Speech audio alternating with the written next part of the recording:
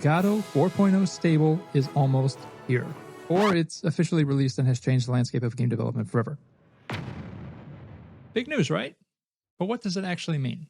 Well, if you're already using Godot 3.5 or the 4.0 betas, you're probably pretty stoked. 4.0 boasts some new features and engine improvements, and it's a landmark achievement for the development team behind the little open source engine that could. But if you're the vast majority, you probably haven't even tried the Godot engine or even know what it is. And if that's you, here's a quick primer to get you up to speed. The Godot Engine is an open source game engine, and that means it's 100% free with no licensing or royalty fees.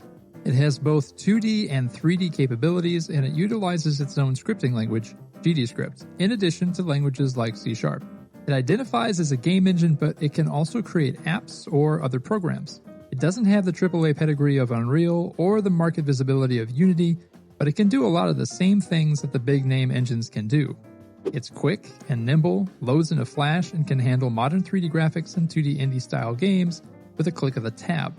Plenty of games have been made and are being made with Godot, and that number is growing.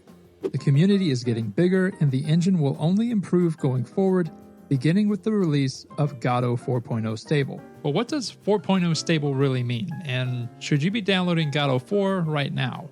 Like, right now? Well, it doesn't mean that 4.0 will be without bugs or that the work is done.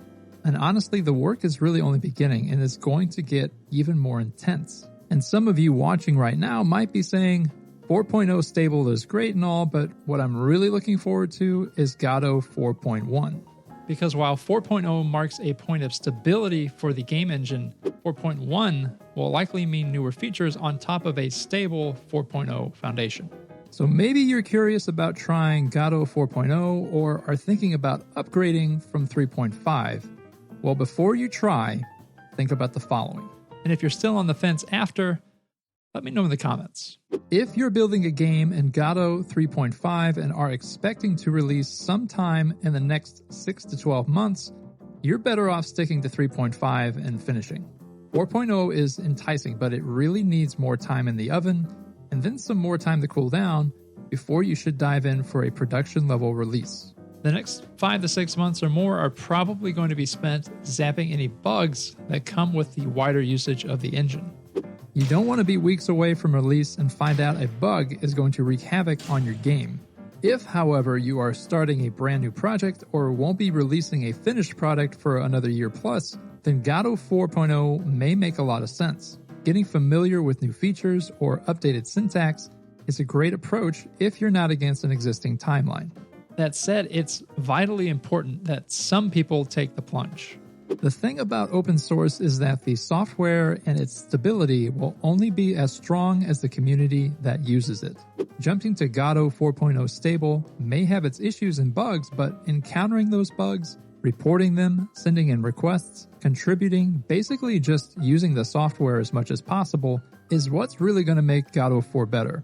So that when additional features and functionality begin to be possibly introduced in a 4.1 release, you're going to have the best version of the Godot engine possible.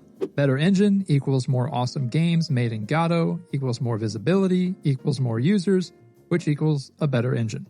And finally, if you are making the jump to 4.0 or just starting out with Godot or game development, you need resources and guidance to help. And luckily, that's what this channel is for. I'm focusing entirely on Godot 4, with tutorials, free example projects, and showcasing cool stuff being made in Godot. Subscribe to the channel and participate in the conversation here and on the Discord server.